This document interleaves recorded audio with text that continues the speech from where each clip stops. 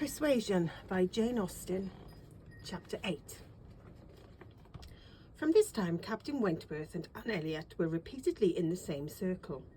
They were soon dining in company together at Mr. Musgrove's, for the little boy's state could no longer supply his aunt with a pretence for absenting herself, and this was but the beginning of other dine-ins and other meetings. Whether former feelings were to be renewed must be brought to the proof. Former times must undoubtedly be brought to the recollection of each. They could not but be reverted to. The year of their engagement could not but be named by him, in the little narratives or descriptions which conversation called forth. His profession qualified him. His disposition led him to talk, and that was in the year 6. That happened before I went to sea in the year 6. Occurred in the course of the first evening they spent together, and though his voice did not falter, and though she had no reason to suppose his eye wandering towards her while he spoke, Anne felt the utter impossibility, from her knowledge of his mind, that he could be unvisited by remembrance any more than herself. There must be the same immediate association of thought, though she was very far from conceiving it to be of equal pain. They had no conversation together, no intercourse but what the commonest civility required. Once so much to each other, now nothing. There had been a time when all of the large party, now filling the drawing-room at Uppercross, they would have found it most difficult to cease to speak to one another. With the exception, perhaps, of Admiral and Mrs. Croft, who seemed particularly attached and happy, Anne could allow no other exceptions, even among the married couples. There could have been no two hearts so open, no tastes so similar, no feelings so in unison, no countenances so beloved. Now they were as strangers, worse than strangers, for they could never become acquainted. It was an perpetual estrangement. When he talked, she heard the same voice and discerned the same mind. There was a very general ignorance of all naval matters throughout the party, and he was very much questioned, and especially by the two Miss Musgroves, who seemed hardly to have any eyes but for him, as to the manner of living on board, daily regulations, food, hours, and continuing. And the surprise at his accounts, and learning the degree of accommodation and arrangement which was practicable, drew from him some pleasant ridicule, which reminded Anne of the early days when she too had been ignorant, and she too had been accused of supposing sailors to be living on board without anything to eat, or any cook to dress it if there were, or any servant to wait, or any knife and fork to use. From thus listening and thinking, she was roused by a whisper of Miss Musgrove's, who, overcome by fond regrets, could not help saying, "Ah, Miss Anne, if it had pleased heaven to spare my poor son, I dare say he would have been just such another by this time." Anne suppressed a smile and listened kindly, while Mrs. Musgrove relieved her heart a little more, and for a few moments, therefore, could not keep pace with the conversation of the others. When she could let her attention take its natural course again, she found the Miss Musgroves just fetching the Navy list, their own Navy list, the first that had ever been at Uppercross, and sitting down together to pore over it, with the professed view of finding out the ships that Captain Wentworth had commanded. "Your first was the Asp, I remember. We will look for the Asp. You will not find her there, quite worn out and broken up. I was the last man who commended her. Hardly fit for service then, reported fit for home service for a year or two, and so I was sent off to the West Indies." The girls looked all amazement. "The Admiralty," he continued, "entertain themselves now and then with sending a few hundred men to sea, in a ship not fit to be employed, but they have great many to provide for, and among the thousands that may just as well go to the bottom as not, it is impossible for them to distinguish the very set of who may be least missed." "Phoo! Phoo!" cried the Admiral. "What stuff these young fellows talk! Never was a better sloop than the Asp in her day. For an old-built sloop you would not see her equal. Lucky fellow to get her. He knows there must have been 20 better men than himself applying for her at the same time. Lucky fellow to get anything so soon, with no more interest than this." "I felt my luck, Admiral, I assure you," replied Captain Wentworth seriously. "I was as well satisfied with my appointment as you can desire. It was a great object with me at the time to be at sea. A very great object. I wanted to be doing something." "To be sure you did. What should a young fellow like you do ashore for half a year altogether?" If a man had not a wife, he soon wants to be afloat again." "But Captain Wentworth," cried Louisa, "how vexed you must have been when you came to the Asp, to see what an old thing they had given you." "I knew pretty well what she was before that day," said he, smiling. "I had no more discoveries to make than you would have as to the fashion and strength of any old pelisse, which you had been lent about amongst half your acquaintance ever since you could remember, and which at last on some very wet day is lent to yourself. Ah, she was a dear old asp to me. She did all that I wanted. I knew she would. I knew that we should either go to the bottom together, or that she would be the making of me. And I never had 2 days of foul weather all the time I was at sea at her. And after taking privateers enough to be very entertaining, I had the good luck in my passage home the next autumn to fall in with the very French frigate I wanted. I brought her into Plymouth, and here another instance of luck. We had not been 6 hours in the Sound when a gale came in, which lasted 4 days and nights, and which would have done for poor old Asp in half the time, our touch with the great nation not having much improved our condition. 24 hours later, and I should only have been a gallant Captain Wentworth in a small paragraph at one corner of the newspapers, and being lost in an only sloop, nobody would have thought about me." Anne's shudderings were to herself alone, but the Miss Musgroves could be as open as they were sincere in the exclamations of pity and horror. "And so then, I suppose," said Mrs. Musgrove in a low voice, as if thinking aloud, "so then he went away to the Laconia, and there he met with our poor boy. Charles, my dear," beckoning him to her, "do ask Captain Wentworth where it was he first met with your poor brother. I always forgot." "It was at Gibraltar, mother, I know. Dick had been left ill at Gibraltar with a recommendation from his former captain to Captain Wentworth." "Oh, but Charles, tell Captain Wentworth he need not be afraid of mentioning poor Dick before me, for it would be rather a pleasure to hear him talked about by such a good friend." Charles, being somewhat more mindful of the probabilities of the case, only nodded in reply and walked away. The girls were now hunting for the Laconia, and Captain Wentworth could not desire himself the pleasure of taking the precious volume into his own hands to save them the trouble, and once more read aloud to the little statement of her name and rate, and present non-commissioned class, observing over it that she too had been one of the best friends men ever had. Ah, those were the pleasant days when I had the Laconia. How fast I made money in her. A friend of mine and I had such a lovely cruise together off the Western Islands.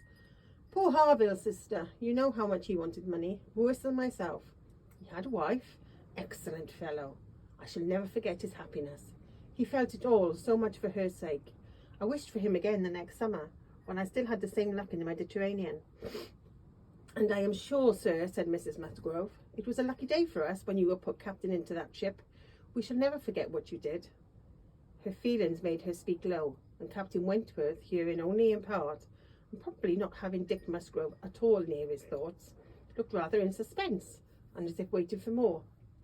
"My brother," whispered one of the girls. "Mamma is thinking of poor Richard." "Poor dear fellow," continued Mrs. Musgrove. "He was grown so steady and such an excellent correspondent while he was under your care. Ah, it would have been a happy thing if he had never left you. I assure you, Captain Wentworth, we are very sorry he ever left you." There was a momentary expression in Captain Wentworth's face at this speech, a certain glance of his bright eye and curl of his handsome mouth, which convinced Anne that instead of sharing in Mrs. Musgrove's kind wishes as to her son, he had probably been at some pains to get rid of him. But he was too transient an indulgence of self-amusement to be detected by any who understood him less than herself. In another moment he was perfectly collected and serious, and almost instantly afterwards, coming up to the sofa on which she and Mrs. Musgrove were sitting, took a place by the latter, and entered into conversation with her in a low voice about her son, doing it with so much sympathy and natural grace as shewed the kindest consideration for all that was real and unabsurd in the parents' feelings. They were actually on the same sofa, for Mrs. Musgrove had most readily made room for him. They were divided only by Mrs. Musgrove. It was no insignificant barrier indeed. Mrs. Musgrove was of a comfortable, substantial size, infinitely more fitted by nature to express good cheer and good humour than tenderness and sentiment, and while the agitations of Anne's slender form and pensive face may be considered as very completely screened, Captain Wentworth should be allowed some credit for the self-command with which he attended to her large fat sighings over the destiny of a son whom alive nobody had cared for. Personal size and mental sorrow have certainly no necessary proportions.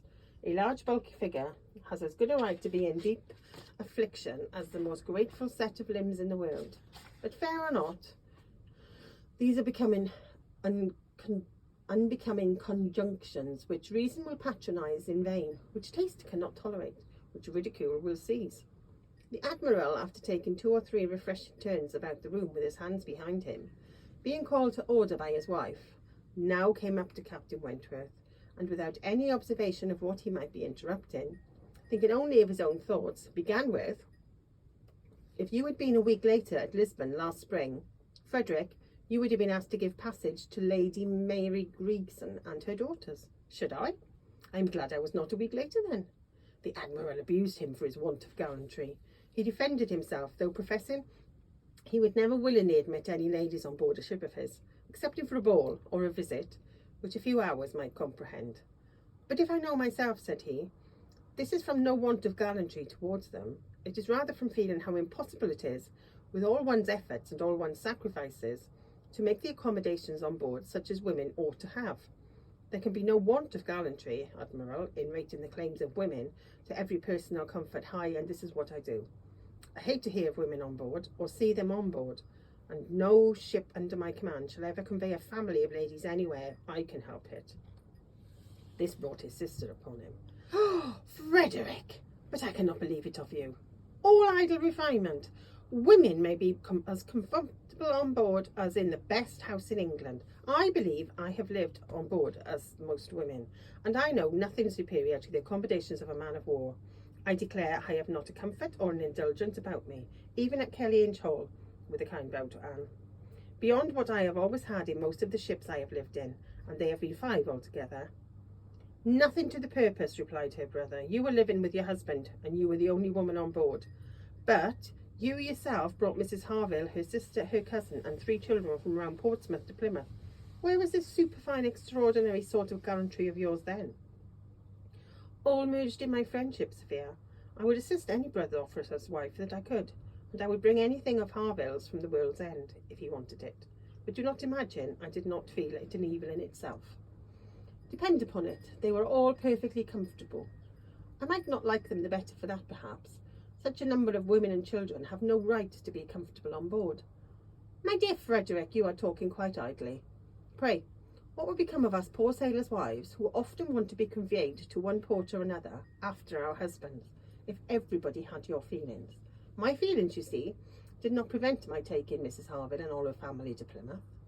But I hate to hear you talking so like a fine gentleman, and as if all women were fine ladies instead of rational creatures. We none of us expect to be in smooth water all our days." "Ah, my dear," said the Admiral, "when he had got a wife, he will sing a different tune. When he is married, if we have the good luck to live to another war, we shall see him do as you and I, and a great many others have done. We shall have him very thankful to anybody that will bring him his wife. Aye, that we shall." "Now I have done," cried Captain Wentworth. "When once married, people begin to attack me with, 'Oh, you will think very differently when you are married.' I can only say, 'No, I shall not.' And then they say again, 'Yes, you will.' And there's an end to it." He got up and moved away. "What a great traveller you must have been, ma'am," said Mrs. Musgrove to Mrs. Croft. "Pretty well, ma'am, in the 15 years of my marriage, though many women have done more. I have crossed the Atlantic 4 times, and have been once to the East Indies and back again, and only once, besides being in different places about home, Cork and Lisbon and Gibraltar. But I never went beyond the Straits, and never was in the West Indies. We do not call Bermuda or Bahama, you know, the West Indies." Mrs. Musgrove had not said a word. She could not accuse herself of ever called them anything in the whole course of her life. "And I do assure you, ma'am," pursued Mrs. Croft, "that nothing can exceed the accommodations of a man at war. I speak, you know, of the higher rates. When you come to a frigate, of course, you are more confined, though any reasonable woman may perfectly be happy in one of them, and I can safely say that the happiest part of my life has been spent on board a ship. While we were together, you know, there was nothing to be feared. Thank God, I have always been blessed with excellent health, and no climate disagrees with me. A little disordered always in the first 24 hours of going to sea, but never knew what sickness was afterwards. The only time I ever really suffered in body or mind, the only time I ever fancied myself unwell or had any ideas of danger, was the winter that I passed by myself at Deal, when the Admiral, Captain Croft then, was in the North Seas. I lived in perpetual fright at that time, and had all manner of imaginary complaints from not knowing what to do with myself, or when I should hear from him next. But as long as we could be together, nothing ever ailed me, and I never met with the smallest inconvenience. Ay, to be sure, yes indeed, oh yes, I am quite of your opinion, Mrs. Croft, was Mrs. Musgrove's hearty answer. There is nothing so bad as a separation. I am quite of your opinion. I know what it is for. Mr. Musgrove always attends the assizes, and I am so glad when they are over and he is back again. The evening ended with dancing. On it being proposed, Anne offered her services as usual, and though her eyes would sometimes fill with tears as she sat at the instrument, she was extremely glad to be employed, and desired nothing in return but to be unobserved. It was a merry, joyous party, and no one seemed in higher spirits than Captain Wentworth. She felt that he had everything to elevate him, which general attention and deference, and especially the attention of all the young women, could do. The Miss Hayters, the females of the family of cousins already mentioned, were apparently admitted to the honour of being in love with him, and as for Henrietta and Louisa, they both seemed so entirely occupied by him that nothing but the continued appearance of the most perfect goodwill between themselves could have made it credible that they were not decided rivals. If he were a little spoilt by such universal, such eager admiration, who could wonder? These were some of the thoughts which occupied Anne while her fingers were mechanically at work, proceeding for half an hour altogether, equally without error and without consciousness. Once she felt that he was looking at herself, observing her altered features, perhaps, trying to trace them in the ruins of the face which had once charmed him. And once she knew that he must have spoken of her, she was hardly aware of it, till she heard the answer. But then she was sure of his having asked his partner whether Miss Elliot never danced. The answer was, oh no, never. She has quite given up dancing. She had rather play. She is never tired of playing. Once too he spoke to her. She had left the instrument on the dancing being over, and he had sat down to try to make out an air which he wished to give the Miss Musgroves an idea of. Unintentionally she returned to that part of the room. He saw her, and instantly rising said, with studied politeness, I beg your pardon, madam, this is your seat. And though she immediately drew back with a decided negative, he was not to be induced to sit down again. Anne did not wish for more of such looks and speeches. His cold politeness, his ceremonious grace, were worse than anything.